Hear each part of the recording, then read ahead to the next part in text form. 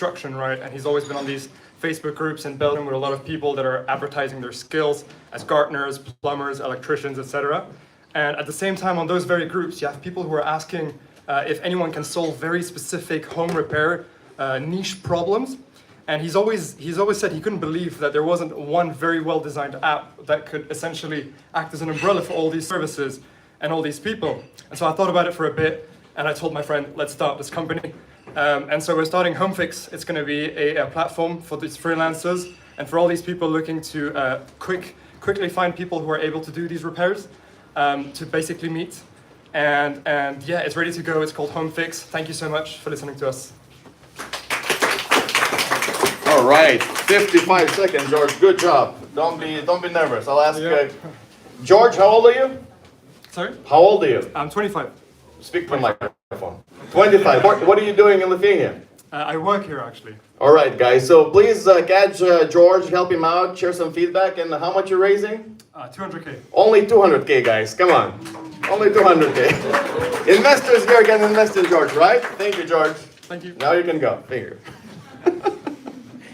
And Lucas, you ready? Yeah.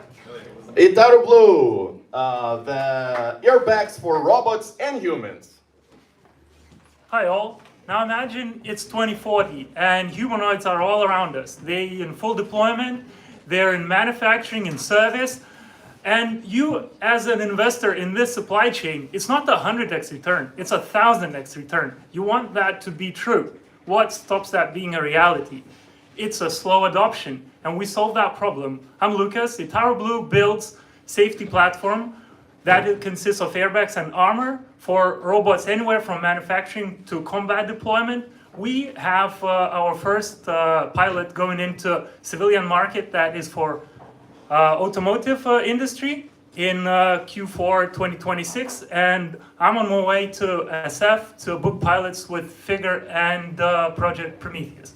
So if you have a checkbook that is breaking your wallet in summer outfit, come meet me at the bar. All right. And how much you're raising again? We're planning to raise in tranches starting from 200K to finish the summer job, and then before winter comes, hopefully 2 million. 2 million. All right. And so do robots feel pain too? The people who deploy them feel pain when they crash and they have to replace the stock. So it's a big problem.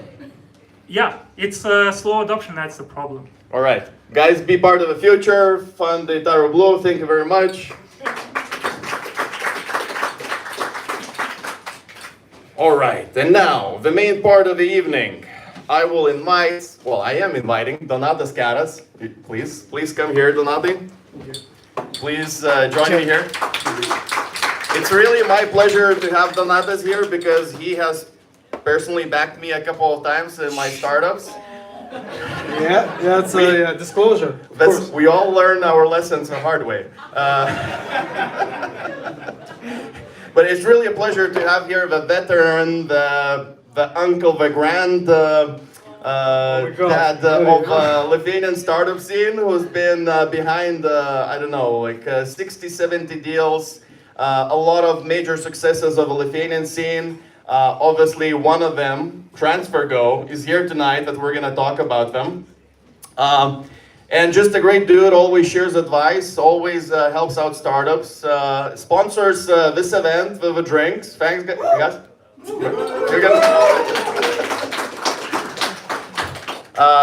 Should I add anything to that? Do you want to? Maybe let's add that these two companies were sold also, right? Well, sold is acqui-hired. Anyway. Yeah, better. 2 out of 2, dude. Better than crashed and burned. But it's not about me. Donati, let's relax. Let's sit down now. Okay. Life is streaming. Everything is beautiful. I'm gonna start with my questions. Okay. I'm gonna serve my answers. Yeah, you don't need this to start.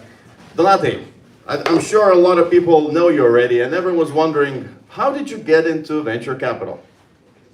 The story is very simple, actually, right? So you need to imagine 2009 or 10.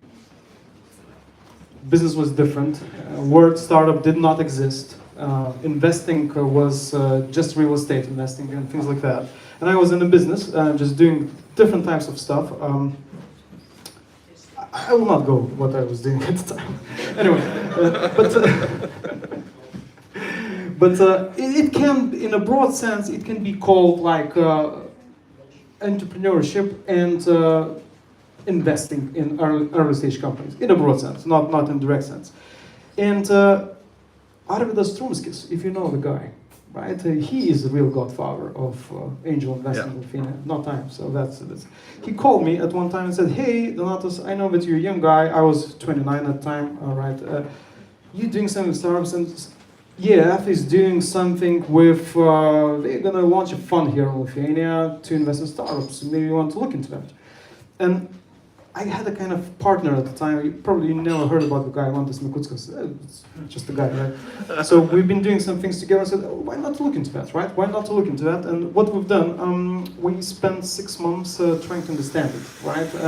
And understanding it, we went to Tallinn, we went to Helsinki to start up sauna. We kind of understood the concept a little bit, and we thought, okay, maybe this is real good stuff, and we can kind of elevate ourselves, right? In a way, we assembled a team, and 1 year after, we have a fund. Bam. And from then, now 15 years, that's what I do. So 15 years later, you have invested in PVcase, Sintra, TransferGo already mentioned. Who else would be? Ovoko, Trader, Nanoionics, Atrandi. Lots of great killer startups. How do you, now when you meet a new startup, what do you look for from this first impression? What do you look to see that in the future is going to be a great startup, great founder? Everybody's a great founder, right? First of all, it's not in the future. We're all great founders. Guys, you're great. Just fantastic to see you all here. It's unbelievable. But it's my job is kind of to make a decision, you know, is it the right time for me to invest, right? Is it kind of, how can I help? And is it kind of can be an outcome for my fund and for our LPs, right? So for me, most important exactly is a kind of founder and product and market fit. This is kind of, you can put whatever you want, but this is one single thing, right? And you look into that, and it takes probably a couple of minutes to understand, is the pain real? And do the dude or girl really feel this pain? Like, do he really understands what he's doing, right? And then all the rest is just the kind of logistics and things. Next to that is the clarity and ability to tell the story and to explain what he's doing. If there is no clarity, it's almost impossible to continue and do things afterwards, right? Because if you kind of thinking about your business for, I don't know, months or years, cannot explain me in a simple terms what you're doing and why you're doing that, it's very hard. So if there is a pain, there is a kind of real attachment to the pain and a clarity to explain things, it's easy. And things can go very nicely in the pre-seed stage. So maybe let's, as I say, double click into this. So I'm sure sometimes founders are very young, and for example, they can't just have a lot of experience in that specific industry or field, but maybe they understand the problem a little bit. And sometimes they might be, you have invested in a lot of deep tech, biotech businesses, scientists who are not natural salespeople. Maybe they're not exactly great in the beginning of selling. So to challenge you a little bit, like how do you then pick these founders? How do you? It's not selling. It's not selling, right? So I don't know. I met a couple of guys today here, right? They're not great salespeople as you, Edmundas, right? They cannot phrase, put, make clothes and do all these things. But if I know that he spent last 90 days and nights just passionately thinking about the idea, and he knows, 10 times more about that than that's enough of conviction, right? That's something where he can find edge, right? And that's enough for early stage, pre-seed. That's enough. Of course, if you have, a Cambridge education helps. Of course, if you have, 10 years in the relevant market doing something else, of course it helps. But it's not kind of opener. Opener is the edge and clear explanation why you have this edge. Why you have this edge. Of technical, because I've done that, I believe in it, I studied that, I have, I know, brightest idea ever. So this thing, if it's clear, fantastic, let's go. If it's clear, it's clear. Obviously now Practica invests into later stage in Series A, and you lead sometimes, right? No, we do early stage, and it's a classical early stage, so we do pre-seed, seed, and late seed, and A round we just follow and invest in our companies, or in the companies we invested early. Maybe, you know, on the borderline, you can sometimes do that, but it's very different, right? The Series A is very, very different. Okay, so how does that change, how does your evaluation of founders change the later stage? Let's say from pre-seed to seed or late seed. What are you looking for? Do you look for specific skills, management? So pre-seed, seed, and Series A is 3 different worlds. It's just completely different stages for a company, right? And you know it, right? And if in pre-seed, I look into founder, 2 founders, 3 founders, or, you know, team, and that's it, actually, you know, nothing else matters, actually. In seed, you need to see some real proof of market pull, or at least something which makes sense in what the guys are doing, right? So I'm not expecting them to be repeated sales motions. I don't expect them to have, I don't know, IP logic. I don't expect them to have Excels, you know, back every kind of marketing idea we have, or whatever. I don't expect that, right? I just expect to see that, you know, there is 5 clients who are paying, and the guys understand why they're paying. That's it. So it's clear pull from the market, which shows that there is something happening. And, you know, but it's casual, right? It's very important not to mix the kind of the theater or kind of optics of pull. Then, you know, pilot is not a signal, right? Pilot is a pilot. Signal is a pilot converting to commercial traction, right? So this is the thing. So in seed, we look for that and early things of that, early signals of these things, and also we look into the team, right? So the team is already not the founders, right? So 2 founders, we need to show ability to hire, to retain, to fire, to keep a happy company, happy team, right? If there's no ability to build a team, that's it. There is no company, right? Because it's yeah, of course, you can build a lot of agents right now, but it's probably still not enough, right? I mean, so this is another thing in the seed, right? And in A round, that's it. You know, it's very different logic again, right? Because you look into repeatable models, right? And you look into things which should be proven, should be calculated, should be predictable, the depth of the team, the depth of technology, the depth of the product, the depth of the feasibility. These things shouldn't be kind of A grade, fantastic, everything, but at least a full understanding of that should be in a company already, right? Because you invest already not for experimentation, but you invest for scale, and this is a very different league, and this is kind of, that's why it's so important for all Baltic founders and Baltic startups understand this differentiation and be prepared for that, right? Not prepared in fundraising kind of sense, but in the business. So it's important step. Maybe we can also use an example. We have TransferGo here tonight, so Justinas is right here. I think he was still in university or just out of university when he started TransferGo, right? And you invested in him. What did you see in TransferGo in the beginning? It was really, I think, untested market back then. Yeah. That was crazy market. Oh, wow, you know, but it's very different. 2012 and 2026 is very different. I'm very different. In 2012, you know, understanding, if I had understanding what I have right now, I don't know who would invest in TransferGo, honestly, right? Honestly, right? But let's put it like that, right? So what they had, right? In textbook example, right? 4 founders, first of all, right? 2 business-oriented, 2 technical, right? 1 kind of marketing, 1 crazy guy who talks all the time, right? 1 guy who is, you know, silent in a corner and doing something with computer, already checks the boxes, right? They kind of go into the market, which kind of big enough. Okay, at least it looks, oh my God, remittance, money transfer, woof, go send money, wow, unbelievable. And they have kind of a real feeling of pain and a kind of this global problem, universal problem for at least our bigger market, right? For immigrant market and remittance market. So this all clicked, and if we add to that at the time regulation wasn't like now, right? You could go and try to do things. It looked like, okay, why not? You know, and it was very cheap also. You know, 150,000 euro investments. It's very cheap. So yeah, but jokes aside, so all these things kind of put things together, and the ability to kind of iterate and move. Because from first meeting till we made the decision, you know, we kind of made a progress, real progress. It's like not talking, but hey, look at that, right? And it's whoa, it's going, right? So that was cool. That was fun. And how much you invested in TransferGo? In total? Yeah. Oh, it's in total. I believe it's closer probably to 2 million, a bit less. And what's the current valuation?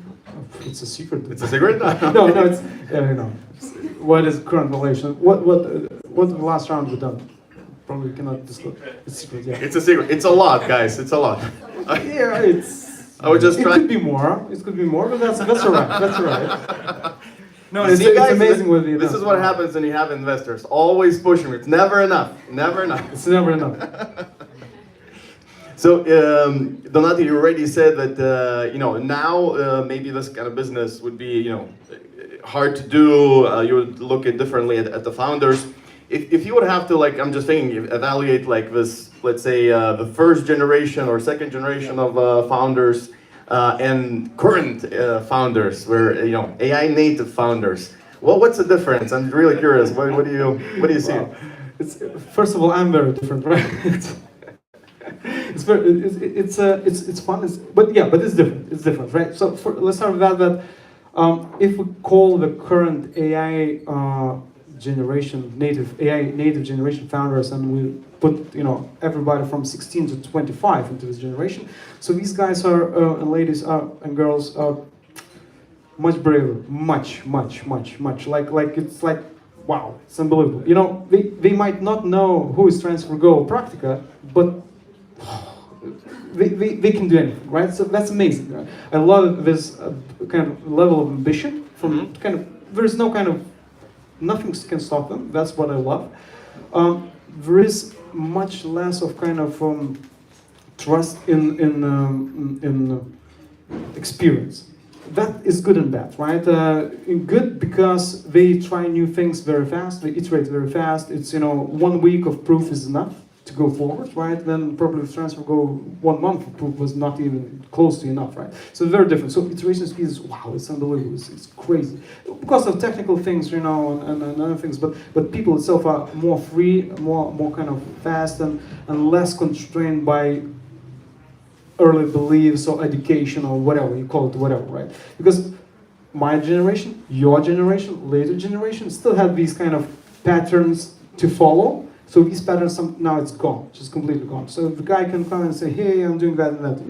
Itaro Blue, we heard the guy, right? Mm-hmm. Dude, amazing, right? Yeah. Amazing, crazy. That's why I picked him. Exactly. No, but this is the thing, right? Because it's kind of, there's no fear of being considered a moonshot or crazy founder. There's none of that, and that's amazing. That's what we need. The ambition. Ambition is here. So I love it. We need to protect our robots. No, that's true. They're expensive. Oh my God, you don't know how much they cost. So, let's continue with this AI trend, because obviously it's everywhere. All the founders are using it now. How do you? And everyone from other side, everyone is talking about death of SaaS. Death of seed-based pricing. How do you evaluate these new startups that are AI native, using all these groundbreaking new technologies? So evaluation goes the same, right? It's a founder who's doing the thing, right? If he knows what he's doing, that's good enough to start with, right? But then, of course, we go a bit deeper. So simple test, very simple. If we take AI away, is there still business there left, or that's it, it's gone, right? Do you really have 10x value creation with AI, or not, or just incremental help? I don't know, 30% of incremental help because we use AI. Do you have real technical understanding of what you do as a company, right? So another thing, just to understand, because the mode of AI, most of AI companies, application layer especially, right? It's gonna stay only if the technical knowledge is there and they understand how to improve with every data point, additional data point, iteration loop. This kind of crazy loop of whatever it's called, VC term. But anyway, this loop of self-improvement should be there, right? Should be there, and you need to understand what you're doing in that sense. Because tourists in the AI world are very, very visible. Very, very visible. It's just yeah. Sometimes you don't even say, but it's visible. So is the thesis then of the AI that the large language models or the main providers will pretty much do everything, and you need to have some kind of specific defensible moat in your very small niche? I wouldn't say that, right? I don't think that big labs gonna take over the world in every business line. I don't expect that to happen, right? And I think we start to realize that current LLMs or big labs in text world, right? What we do is just part of the world, right? So physical AI is another frontier, numeric AI is another frontier. So many things is going to be uncovered pretty soon, right? In life science, for example, LLMs are kind of useless, in a way, right? We're still waiting for LLM models, right? So many things, it's not that simple. It's much more complex and much more layers. And for me, I can honestly, right? I know that Claude can do many of the things of what some of the tools are doing for me, which I'm paying for, right? But specialized tools sometimes, I think it has right to exist and create value on top of that because of many things. It's usability, ease of use, many things. So I don't want to predict the future. I'm not, AI expert in that sense, or kind of to give you a clear vision into the future. But I think. The hype which we had and the fear which we had with the hype already going into other direction. I think the realization is that AI is changing everything. Yes, and most of the SaaS companies probably going to be dead. And some of the SaaS companies going to be much bigger because of AI. And we're going to take the TransferGo example, right? Dinosaur company doing money transfer back and forward, and with all the stable coins, crypto, everything, it seems like, oh my god, so they are doomed, right? But no, and AI is just the wind into their sails, because AI giving them the edge of being a company of 300 people or 350. So they do the work of 1,000 people right now at the same moment because of AI. So what is that? Old business model, secured by regulations. Suddenly the AI, oh my god, it's a fantastic new company, right? And suddenly different look into that. So different opportunities, different angles, much more complex than it looks. And future, I believe future is agentic in a way, right? I believe orchestration and new companies, trillion worth of companies, is already built right now. And yes, the landscape is going to change. Yes, some of the simple SaaS type of companies will be gone, right, from the world, but it's not black and white. Well, switching gears, you have also invested into a number of biotech companies. So what kind of attracted you first, and why do you invest in biotech? What's exciting about it for you? Right, so we are generalist investor, right? We're generalist early stage investor in the Baltics. And about 25% of our investment goes into deep tech, kind of classical deep tech, which biotech is. And we've been very lucky to invest in some companies very early, right, in our kind of life. And these companies being very successful, built a very strong relation with the founders, and which gave us the edge and ability to judge, right? And suddenly you natural attractor for these kind of companies in the region, because not much of investors do that. And you tend to kind of learn, understand, evaluate, and you understand this IP play, you understand this regulation, you understand the long cycles, and at some point you start to read these decks and understand what we mean, right? You take away the hype, you understand that they are not salesmen or salespeople, and you kind of value what they bring to the table, and that's how it happened, right? And we believe that biotech could be enormous value creators in different ways. It takes a bit longer time. It's not that simple. You don't see the KPIs every month going somewhere. It's more incremental in many ways.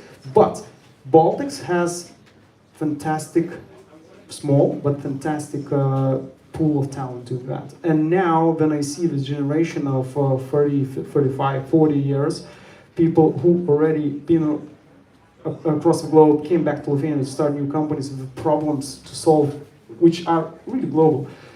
Why not to invest, right? And this is exactly what we need to do, because they're solving issues, right? Big issues. So I'm very happy we started that way, and now, of course, we have a pipeline, we have some understanding, and we'll continue doing that. And we're going to be continuing doing that. Now, then the new founder comes to you. Let's say biotech, who doesn't know anything really about the usual startup ecosystem and the slang. what kind of red flags, mistakes they should avoid, you know, like especially for those who are first time in the pitching you, you know? Probably most important, right? And I thought about this question. Now I know you're going to ask it, right? So again, it's if the deck and a pitch is kind of built to attract the money, and just like the goal is to attract the money to get investment into the company, rather than to present the company and the goal, what they're doing and the business itself, for me is the biggest red flag, right?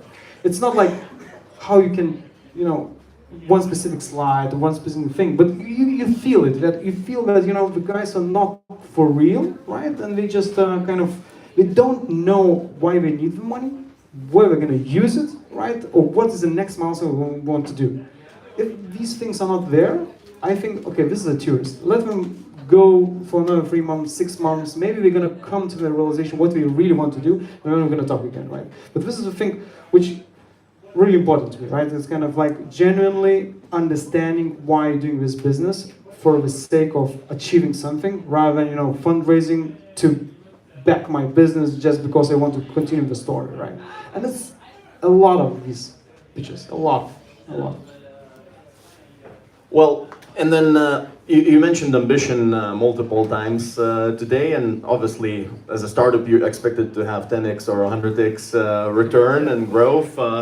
How do we get more ambition? Like, I keep hearing this from investors everywhere, not me now personally, but in events. More ambition, more ambition. You know, I always also kind of push back, because if I look at the European investors, they're kind of lacking ambition a lot compared to American investors, right? So how do we get more ambition? How do we solve this problem? I don't think we lack ambition in the Baltics, honestly, right? It's kind of, if you look into the mix and different cohorts of founders and different companies, right, across the last 10 years, for example, right? And when you look into the numbers, I think ambition is there, right? It's kind of, it's not like, you cannot expect 6 or 7 million people to, you know, to produce, I know, crazy Taro Blue every month. Mm-hmm. You cannot expect, just because of the numbers, right? Because of statistics, right? So that's the thing. But if, I kind of have this mark for myself, if per month I hear one Taro Blue with a high ambition, I think that's it. That's good. That's it. Someone is getting funding tonight. Where is the Taro Blue guy? Is he hearing this? No, Lucas is a good example, right? I met him, I don't know, 2 months ago, right? He was pitching me the kind of vest for these bikers, right? I said, what kind of vest is that? What kind of ambition is that, dude? You know, but look at him today. You know? Yeah. That's answer. Let's protect our robots. For sure. I'm kind of running out of questions, so I'm gonna open this to the floor, and you'll have to shout your question. Shout your question. And now is your time, or you remain silent forever. You raise your hand now for a question. Nope, Jesus Christ. Oh, Ignace? Yeah. What? The regions, the Practica Capital is investing only in the Baltic region? Yes, Lithuania, Latvia, Estonia, and the founders from these countries. That's the question. Why do you think Baltics are still within the Baltics when it comes from the investments? Like, you know, okay, and now Contrarian Ventures, they are like more like global, they do global investments, let's say, or look for the companies elsewhere. Why do you think this is like don't you think that we are a bit, you know, stuck in this local mentality when it comes So, looking for the talents and investments? Probably there are many investors in the Baltics who are doing European investments or global investments, right? That's very part of the strategy.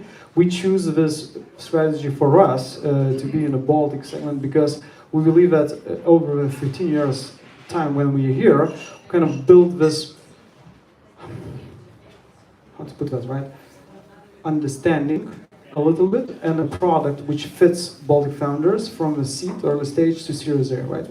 We understood where we can help the most, not only capital, but some other things from this region to scale to Series A and go beyond. And also for us, the judgment and ability to invest in a Baltic founders is much higher because it takes me, 2 minutes. You meet a founder, you know the background, you share the vocabulary, you know the school he was, you know things, and it just, that's it. It's all things are done, right? It's you don't need many different iterations. So we believe that this is a speed, this is a quality of decision, this is ability to kind of to be not a tapping on a shoulder investor, where but kind of partner, good and bad, but being able to tell even the hard things, right? So I think Vilnius kind of had that, right, in many ways, and I think this is important. That's why we build this strategy. It's, of course, you can raise much bigger funds and go European-wide, but then you lose this edge, right? And when you compete for, it's not okay. You can compete, of course, but I think we stick to what we know, what we can do, and how we can serve this ecosystem best, in my opinion, in our opinion. Great points. Like, you always compete as a business. Funds are also businesses, and they compete for the best deals, right? So you have to do their due diligence. And yeah, but great question. Thank you. Anyone else? All right. Now we warmed up. I think Darius put their hand first. So Dario. Hi, Darius from Sigvi, raising seed, 1 mil, a bit Get to the question. That's a good salesman, huh? Look at that. Look at that. Yeah? Donatas, there's lots of action in the ecosystem. Vinted, 818 million. There's secondaries in other major startups. Do you think we can expect to have Series A fund based in Lithuania? There is not enough Series A companies in the Baltics for a proper fund because Yeah, you but need. they can focus on the whole region. Yeah, but we have it. We have Karma, Estonian fund, which is doing Series A. We have Plural, who is doing anything from whatever you want. We have Helsinki-based many of the funds purely on. So yeah, there are many of these covering. But to be Baltic Series A fund stay in Baltic, it's almost impossible to do. It's very hard, and you actually don't want Series A investor to be from local Baltic, because this is kind of a bit against of experience and expertise you need after Series A, right? Because We had a hand in the back. Hi. In public markets, we have this discussion between vertical and horizontal SaaS, which will be disrupted more by AI. And you kind of touched upon those points, like the regulatory layer on this company's case. Get to the question, man. Yeah. Anyways, like on the seed round, do you have that debate going on? Like that, maybe the horizontal SaaS is no go, and we are just focusing on the vertical SaaS. So the AI horizontal versus vertical SaaS. Do you have any views on that? probably we don't kind of have this thesis specifically built in the kind of do we do that or that, or how it's going to happen.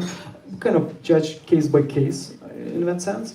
But for most of the SaaS companies in our portfolio, which we have a lot, right, in the past portfolios, we try to push them to find future in this agentic world and expect, that things going to change for them. So it doesn't matter, horizontal or vertical, so in that sense. So this is kind of answer, and sorry, nothing too deep or anything. George?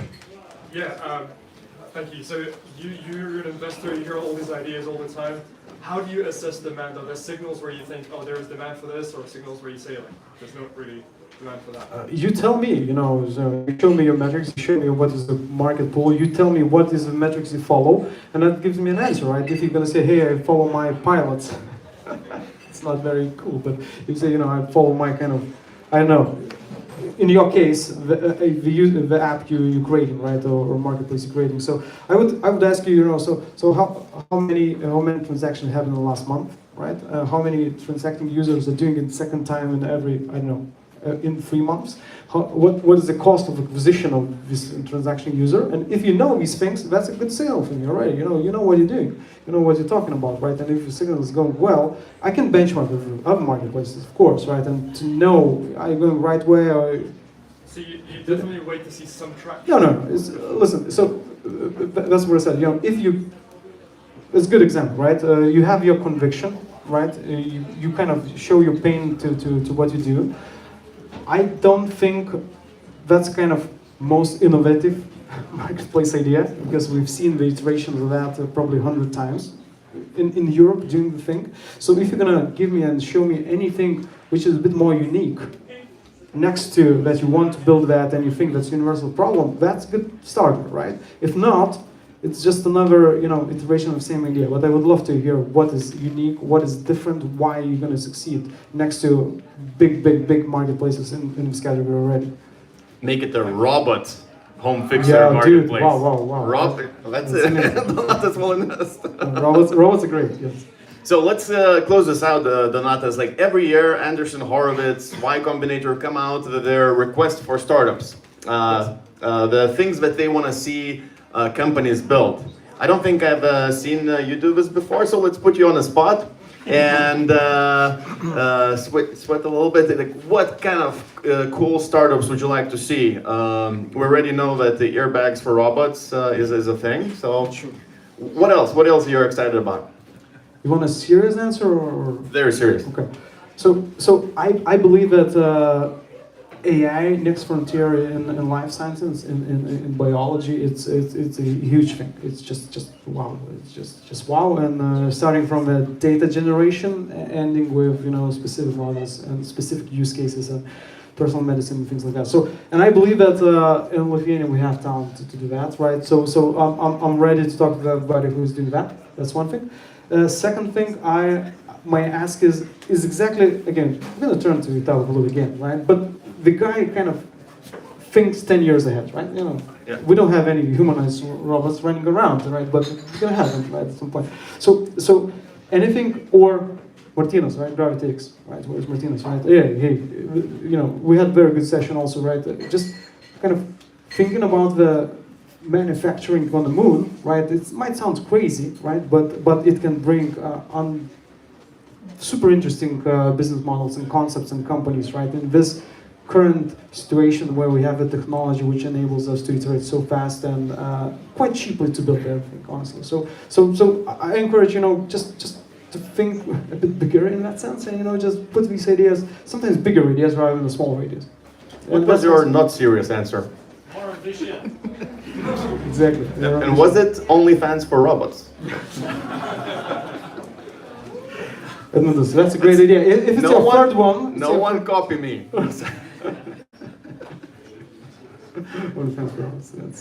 You know that there is one Lithuanian guy built a social network for AI agents. You know it? Oh no, not yet. You don't know? No. Okay, I'm going to give you a name. You know the guy for sure. So that's interesting idea, right? Social network for AI agents. All right, guys, let's build exciting things and bring them to Donatas to fund them. Thank you so much, Donati. Thank you so much.